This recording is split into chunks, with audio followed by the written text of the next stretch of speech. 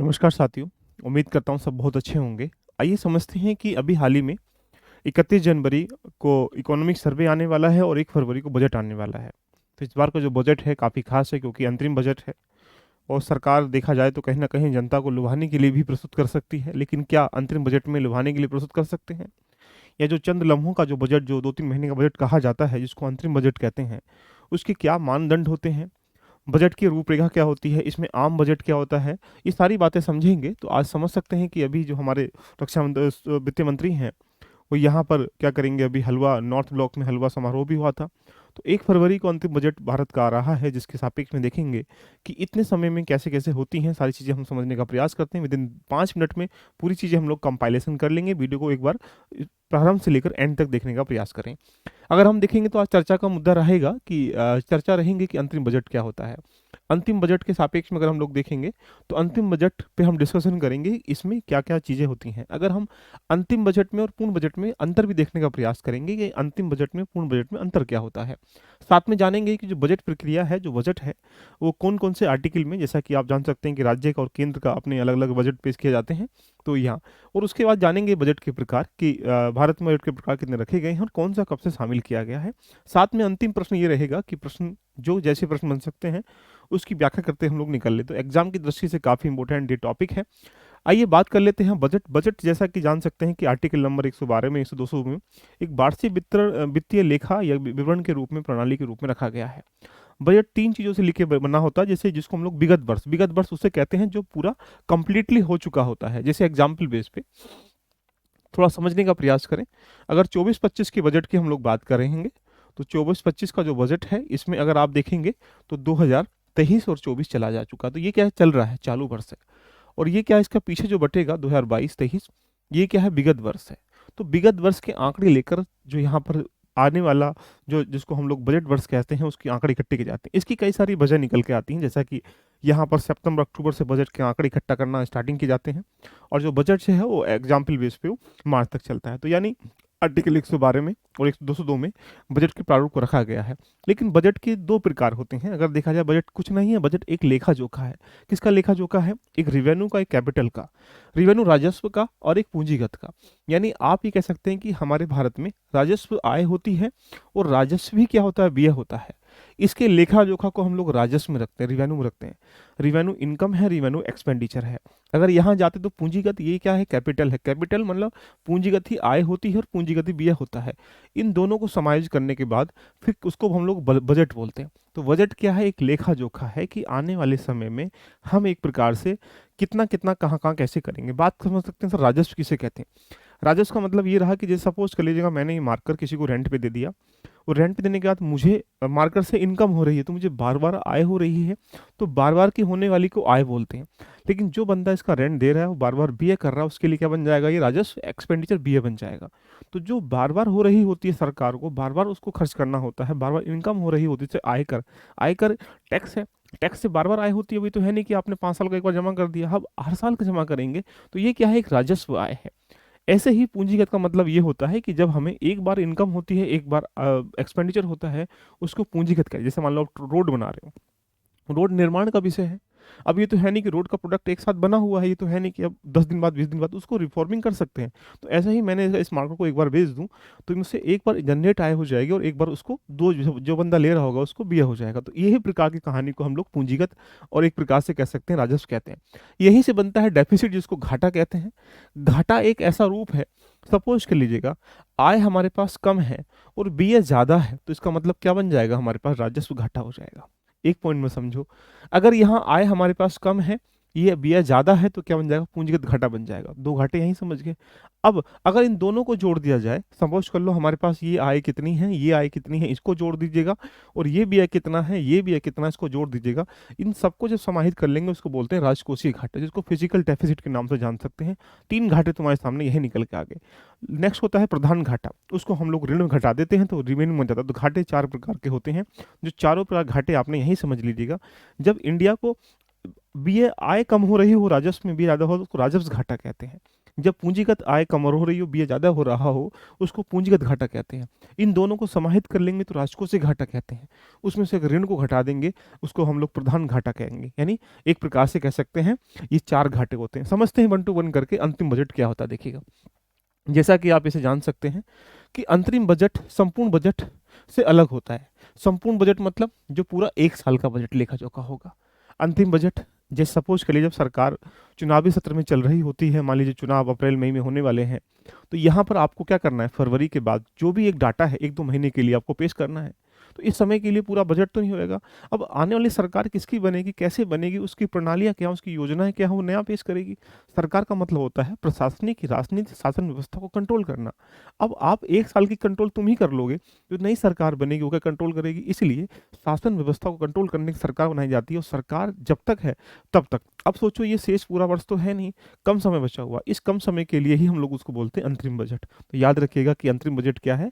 अंतरिम बजट 2 से 3 महीने के लिए पेश किया गया एक अंतिम क्षण का वो बजट होता है लेखा-जोखा, जो कि एक प्रकार के सरकार के द्वारा चली गई जो जितनी भी योजनाएँ हो रही हैं, परियोजनाएँ हो रही हैं, उनको रेगुलेट करने के लिए बनाया गया लेखा-जोखा ही क्या हुआ, अंतरिम बजट होता है। यहाँ पर पूर्ण बजट के रूप में ये अंतर देखने को मिलता है। भारत में चुनाव वर्ष के दौरान सरकार एक अंतिम बजट पेश करती है जो नई सरकार के कार्यभार तक संभालने तक आवश्यक व्यय करने को कवर करने के लिए अंतिम बजट के रूप में प्रणाली होती है। क्या इसका मुद्दा है? अंतिम बजट की प्रस्तुतियां संसद के संयुक्त सत्र में पेश की जाती हैं। चुनाव के बाद नई सरकार गठन के बाद पूर्ण बजट को पेश किया जाएगा। यानी आप ये मान सकते हैं अंतिम बजट की जो विशेषताओं में से एक संसद द्वारा लेखानुदान भी पारित कर सकते हैं। केंद्र सरकार के कर्मचारियों के वेतन हैं, चल रही सरकारी परियोजनाएं हैं, इन वित्त पोषण जैसी महत्वपूर्ण बजटों को यहाँ पर हम लोग अंतिम बजट में रखते हैं। यहाँ पर नई ज़्यादा इनिशिएटिव करने का प्रयास नहीं करते हैं। आमतौर पर 2 महीने के लिए वेद होता है, यदि आवश्यक समझा जाए तो लेखानुदान के माध्यम से भी इसको हम लोग बढ़ा सकते हैं। तो ये एक अंतिम बजट है जिसके बारे में थोड़ा सा समझना बहुत जरूरी था। अगर बात करेंगे अंतरिम बजट में और पूर्ण बजट में क्या अंतर देखने को मिलता है, अंतरिम बजट और पूर्ण बजट के बीच में प्रमुख जो असमानताएं हैं वो इतना ही है कि अंतिम बजट एक अस्थायी वित्तीय योजना के रूप में लागू करते हैं, यानी जब तक चुनाव ना हो जाए। अब डेट कंफर्मेशन है नहीं, इसलिए अंतरिम बजट जो है अस्थायी वित्तीय योजना होती है। जबकि नई सरकार कार्यभार संभालने के तक संक्रमणकालीन अवधि के बीच जो उसका टाइमिंग समय है, उस सरकार व्यय को कहीं ना कहीं पूरा कर सके, उसको अंतिम बजट कहते हैं। लाइफ में पूर्ण बजट एक क्या है, व्यापारिक वित्तीय खाका। वित्तीय खाता मतलब अगले 1 वर्ष में हम क्या करने वाले हैं, क्या योजना लेके आने वाले हैं, पूरे देश के अंतर्गत 1 साल में होने वाले लेखा जोखा को हम लोग यहाँ पर पूर्ण बजट में रखते हैं, जिसको हम लोग आम बजट कहते हैं। सरकार की आय का, व्यय का, आवंटन का, नीति घोषणाओं के सभी पहलू शामिल होते हैं। पूर्ण बजट पूरे वित्तीय वर्ष के देश की आर्थिक स्थिति की रूपरेखा को प्रस्तुत करता है। और अंतिम बजट क्या है, संक्रमणकालीन, जो कि उस समय की अवधि है जब तक चुनाव में नई सरकार गठन ना हो जाए, उस काल को अवधि में पेश करता है। तो ये रहा अंतिम बजट क्या है और एक प्रकार से कहा जाए पूर्ण बजट क्या है। अगर बात करेंगे बजट के, तो बजट शब्द जो है एक प्रकार से अगर हमारे संविधान में तो उल्लिखित नहीं है, लेकिन 112 में वार्षिक वित्तीय लेखा जोखा या वित्तीय प्रणाली के रूप में, और 202 में हम लोग राज्य बजट को रखने का प्रयास किया है। सरकार की एक वित्तीय वर्ष के दौरान होने वाली आय और व्यय के लेखा जोखा को हम लोग क्या करते हैं, बजट में काउंटिंग करते हैं। बजट शब्द अंग्रेजी के बो ग्रेटर से लिया गया है, जिसकी उत्पत्ति जो है फ्रेंच शब्द के बोग्यूट से हुई है। बोग्यूट शब्द में बोग्यू से बना, जिसका अर्थ होता है चमड़े का थैला या चमड़े का बैग। इस प्रकार से जैसा कि आप देख भी पा रहे होंगे, हमारी सीतारमण जी जो हैं पहली बार यहाँ से जो दिखाई दे रहा है, ये इस टाइप की क्रियाएं करके हम लोग देख सकते हैं, राइट। बजट एक निश्चित अवधि की सरकार की आय व्यय के लेखा जोखा को रिप्रेजेंट करता है, इतना ही आप कह सकते हैं बजट है। बात करेंगे बजट के प्रकार। सामान्य रूप से बजट को 5 प्रकार से रखा गया है। देश के अंतर्गत विभिन्न क्षेत्रों में, उद्योग में, विनिर्माण में, शिक्षा में, स्वास्थ्य में, परिवहन में, या जितने भी यहाँ पर विभिन्न प्रकार की विकास योजनाएं हैं, होने वाले खर्चों का अनुमान लगाना, इनका एक प्रकार से बजट में रखते हैं। अग्रिम वित्त वर्ष में अनुमानित खर्च कितने होंगे, धन फंड की व्यवस्था कहाँ से करनी, कैसे करनी, सारी चीज़ें बताई जाती हैं। इनके उपाय में टैक्स लगाना, बढ़ाना, घटाना, जितना भी सब्सिडी देनी है, सारा ब्यौरा हम बजट में देखने को मिलता है। अगर बात करेंगे बजट के प्रकार, तो हमें 5 बजट देखने को यहाँ से मिलते हैं। एक जिसको हम लोग आम बजट, जिसको हम लोग पूंज बजट कहते हैं। एक होता है निष्पादन बजट, इसको हम लोग यहाँ परफॉर्मेंसिंग बजट के नाम से जानते हैं। एक होता है जीरो जेंडर बेस यानी जीरो बेस बजट। एक होता है आउटकम बजट, एक होता है जेंडर बजट। आओ समझते हैं 1 सेकंड में सारी चीज़ों को। अगर हम आम बजट की बात करेंगे, तो ये कहीं ना कहीं प्रारंभिक रूप से आम बजट जो है ट्रेडिशनल बजट के रूप में कहलाता है। इसका मतलब, इसका मुख्य उद्देश्य क्या है, किस प्रकार से कार्यपालिका और विधायिका हमारे पास जो है उन पे वित्तीय शक्तियों का नियंत्रण किया जाए, यानी 1 साल के अंतर्गत कहाँ कैसे करना है, इसको कंट्रोल करने के लिए आम बजट को पेश किया जाता है। अगर बात करेंगे बजट की आय व्यय की बोरा लेखा जोखा होता है, सिंपल सी बात है। बजट के अगले वित्त वर्ष में क्षेत्र में कितना धन खर्च करेगी इसका उल्लेख किया जाता है कि इसमें आम बजट में, लेकिन इस खर्च से क्या परिणाम निकल के आएंगे ये नहीं किया जाता है। इस परिणामों को जानने के लिए हम लोगों ने परफॉर्मेंस बजट यानी जिसको निष्पादन बजट कह सकते हैं उसको लेके आए। समझते हैं, इसका ब्यौरा नहीं दिया जाता है कि कहाँ किया जाएगा। बजट का उद्देश्य यह सरकारी खर्चों पर नियंत्रण करना और विकास कार्यों को कहीं ना कहीं लागू करना। पारंपरिक बजट की अवधारणा स्वतंत्र भारत की समस्याओं को सुलझाने के लिए हम लोग यहाँ पर निष्पादन बजट के रूप में करते हैं। तो सेकंड क्या है, निष्पादन बजट। अब सरकार ने एक साल में कहाँ खर्च कैसे करना है ये सब ब्यौरा लिख लिया, लेकिन उसके परिणाम क्या निकल के आ रहे हैं इसके लिए हम लोग परफॉर्मेंस बजट लेके आते हैं। तो कार्य के परिणामों के आधार पर मानक बनाए जाने वाले बजट को हम लोग क्या बोलते हैं, निष्पादन कहते हैं, जिसको परफॉर्मेंस बजट का नाम दे सकते हैं। विश्व की सर्वप्रथम जो बजट निष्पादन बजट की शुरुआत संयुक्त राज्य अमेरिका के द्वारा की गई थी, जो 1949 में प्रशासनिक सुधारों को इंप्रूवमेंट करने के लिए यहाँ पर हूपर आयोग के द्वारा गठन किया गया था। इस आयोग की सिफारिश पर यहाँ पर अमेरिका में निष्पादन बजट की स्टार्टिंग किया गया था। अगर हम भारत के सापेक्ष में बात करेंगे तो भारत में बजट सरकार जनता की भलाई के लिए क्या कर रही है ये देखने का काम हम लोग किसमें करते हैं, परफॉर्मेंस बजट में करते हैं। अगर हम यहाँ से देखेंगे तो निष्पादन बजट की उपलब्धियां बजट या कार्य बजट के लिए कहा जाता है। निष्पादन बजट सर्वप्रथम पंजाब राज्य ने पेश किया गया था। 1978 तक प्राय सभी राज्यों में संघ राज्य समिति में इसको हम लोगों ने अपना लिया था। बात करते हैं यहाँ शून्य आधारित जीरो जेंडर बेस्ड बजट की।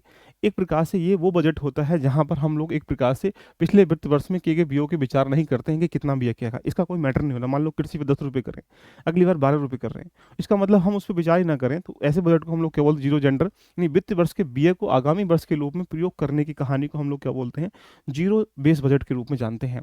व्यय में वृद्धि करना या कमी के बजाय व्यय किया जाए या नहीं किया जाए इस पर विचार करते हैं कि भाई व्यय करना है या नहीं करना है, पहले कितना गया इस पे विचार नहीं करना। ऐसे बजट को जीरो बेस बजट के नाम से जानते हैं।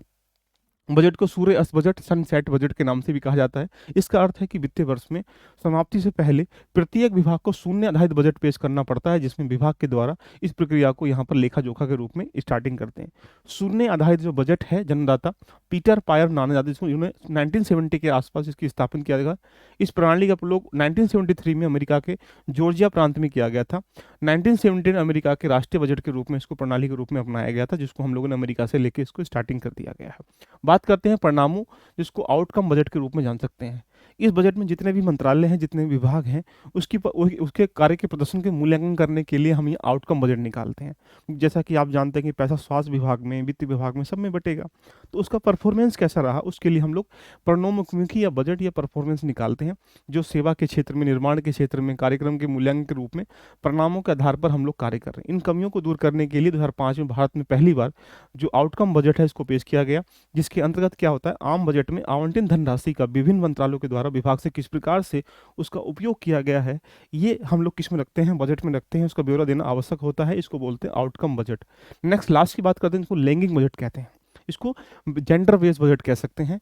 इस बजट में क्या होता है, योजनाओं और कार्यक्रम के माध्यम से कहीं ना कहीं महिलाओं को एम्पावर करने के लिए संबंध होता है कल्याण से।